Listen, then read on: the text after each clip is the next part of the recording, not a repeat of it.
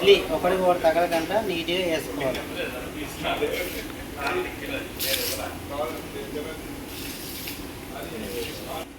పిండి ఎప్పుడైనా మీడియం కలుపుకోవాలి. అది టైట్ ఉండకూడదు, ఇటు పక్కన ఉండకూడదు.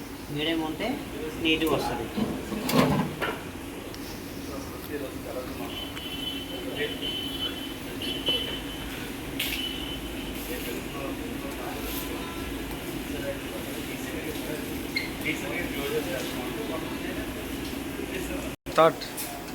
లాస్ట్ అయ్యగానే పెట్టేస్తున్నాను.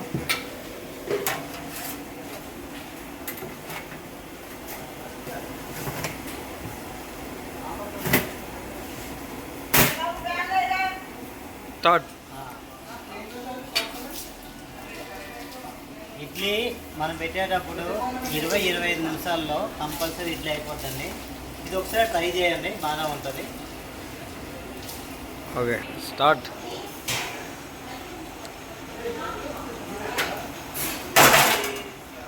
చెప్పు. తీసుకోవాలండి ఇడ్లీ.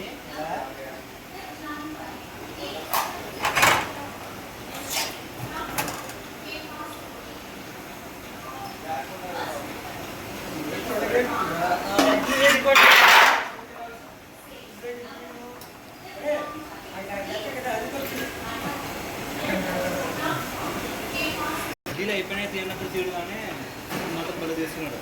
సరే, నీట్గా ఇడ్లీ స్మూత్గా నీట్గా అనగానే వచ్చేస్తుందండి.